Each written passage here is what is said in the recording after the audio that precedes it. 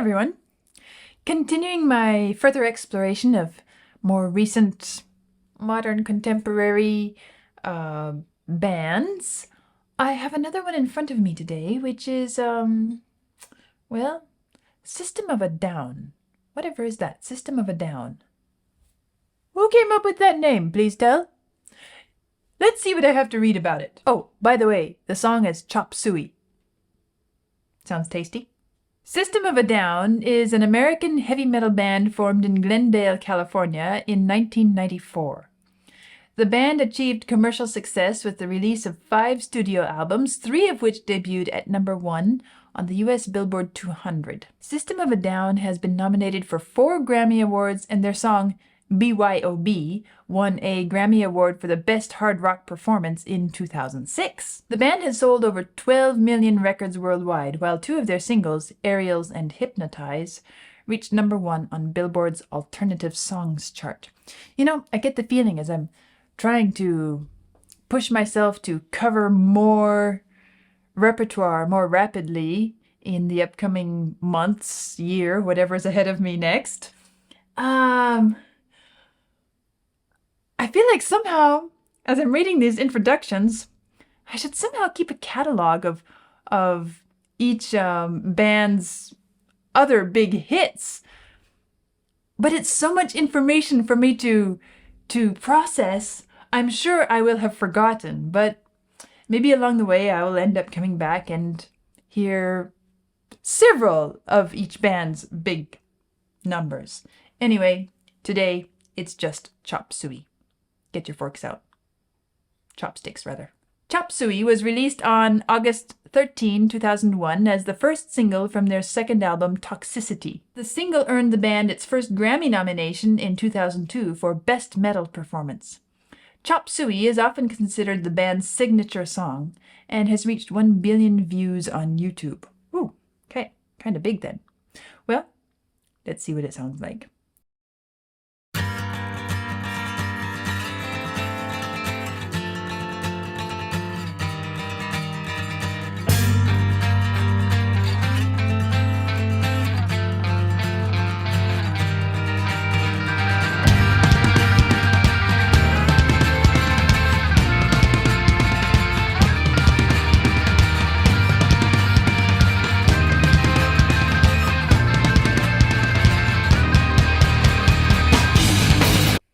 Like that introduction. It feels like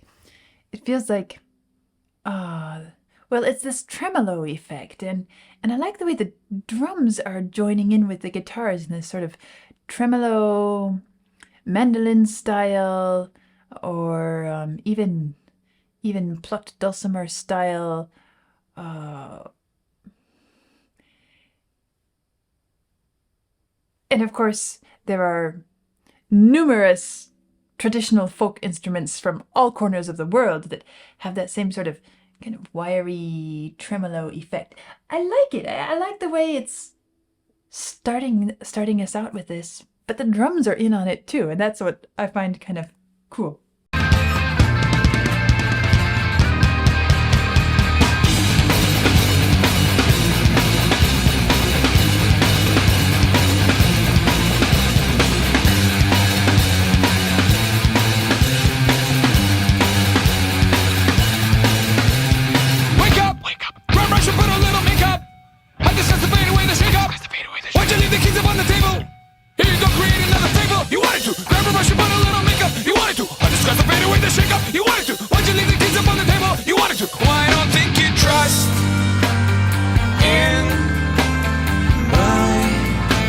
Self-righteous suicide. I cry when angels deserve to die.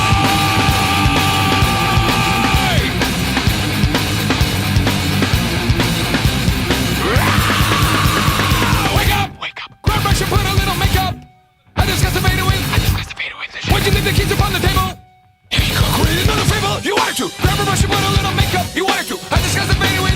You wanted to. Why'd you leave the keys upon the table? You wanted to. Well, I don't think you trust in my self-righteous suicide.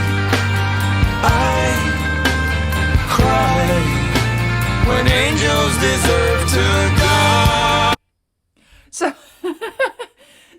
make sense of this. Where did this title come from? Not just where did the name of the band come from, but now where did this title come from? Is this some sort of parody cartoon, something about, or is Chop Suey some reference to something that I have no clue about? Something to do with the topic that at least meets me up front here. I don't know, but it's kind of,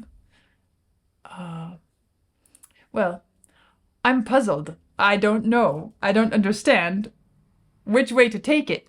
But it has this kind of, well, it has this start and stop. Be in a big hurry and stop. Be in a big hurry and stop. Be in a big hurry and stop. Which makes me think, at least from my perspective, I would take this as a sort of more humorous, maybe not at all what meets us on the surface in the lyrics. Maybe this is. Let's just go with the Chop Suey reference, okay? Because that's the title of it, right? Are these some vegetables talking to each other, or is this the knife that's getting ready to chop the vegetables, or is this, are these the cooks back in the kitchen preparing? There are so many different scenarios where you'd have to kind of play with it a bit, but you could come up with some pretty funny interpretations. Cry when angels deserve to die, and my self-righteous suicide. I cry when angels deserve to die.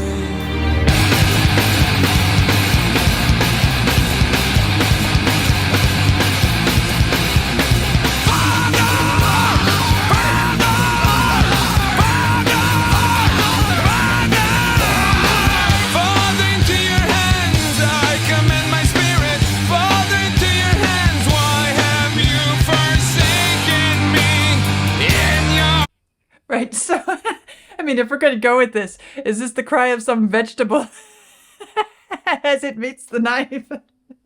I don't know. It kind of reminds me of Tommy the Cat, and in just the whole general feel of it, and that's why I'm not taking it seriously. It doesn't feel like it's meant to be taken seriously. Have you forsaken me? In your eyes forsaken me. In your thoughts forsaken me.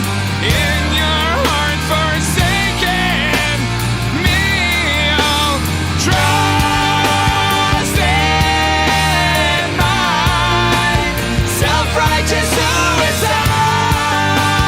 I cry when angels deserve to die. In my self-righteous suicide.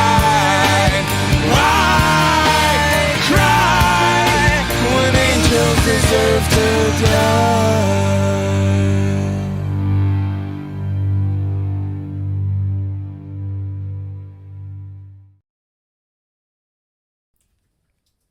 Okay.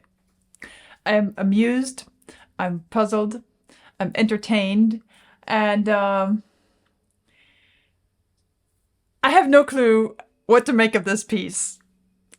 I would love to hear from those of you who are familiar with it.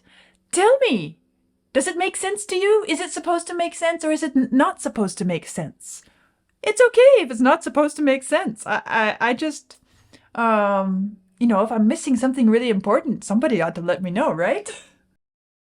Well, as I said, it kind of reminds me of Tommy the Cat. What about it? Well, part of it is the feeling that maybe this isn't supposed to be very seriously handled. Secondly, it has those moments of just really intense high energy, and then this piece in particular. Let's talk about the music for a few moments. I mentioned the little tremolo style opening, which has kind of a folky flavor almost. But then suddenly we're zooming off into something completely different. And then we're back to and the sudden starts and stops and you're kind of yanked around quite a bit. Well, it could be a cartoon. It could be a sort of a movie where you're watching something in slow motion and it looks like it's just, elegantly, calmly, effortlessly, weightlessly floating through the air when actually, maybe it's a something being thrown or somebody running. And then suddenly it goes back to normal speed, or perhaps even 2 or 3 times speed. And so you're being thrown between these wild extremes. Not just tempo-wise, but also sonically. We have the little tremolo, delicate feeling, and then we have everything gets really intense and growly and tearing through the kitchen in front of you. To go with the title again.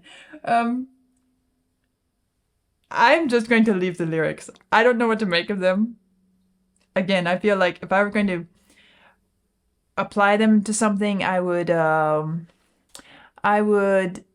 take it humorously. I would interpret it in some funny way because it doesn't seem like it works any other way to me. And the music kind of sends me that direction too. I'm always impressed by these singers who manage to spout out so many syllables in such rapid fire sequence. And strangely enough, even though we have these wild extremes, it didn't feel patchwork, meaning it didn't feel like 2 separate pieces taped together. It really felt like somebody came up with this idea and managed to make it work. The transitions in something like that can be a bit tricky to handle. I suppose if you're used to playing in that style, then of course you get used to it and it's not hard. But from a teacher's perspective, I'm thinking to get somebody, or even from a performer's perspective, when I'm playing a piece of music that has really massive contrasts, tempo-wise, tempo actually isn't so hard. It's more the emotional qualities that are hard, because as a performer, I have to be able to convey the emotion of whatever passage I'm playing. If it's peaceful, if it's introspective, if it's melancholy, and then to suddenly flip into something that is bright and high energy and kind of crazy, it's not just a matter of making my fingers run faster. It's about getting my whole mindset, everything about me to feel different, to think different, and it has to happen in the split of a second. And you have to not anticipate it, not get there too early, or what you are wrapping up in the calm section won't feel like it was really closed off satisfactorily. At the same time, you don't want to be a fraction of a second late in changing to the new one, because otherwise you're off to a rather dull start. So this doesn't feel like the kind of music that would be really terribly difficult to do those contrasts, simply because it's mostly about tempo changes, not so much about complex emotional expressions. But still, you have to give them credit for the quick turnabouts. It is quick, and the start and stop, the kind of grabbing you by the collar and pulling you one direction and the other, and you never quite get a chance to get your bearings. It's very effectively done in this piece, so I enjoyed that about it too. Well, this was kind of entertaining and amusing and bemusing. I'm looking forward to your comments, those of you who are familiar or not. I'd love to hear your feedback. This was System of a Down's Chop Suey. I feel like I should go do some cooking now. But believe me, I won't be chopping that fast. I need to save my fingers.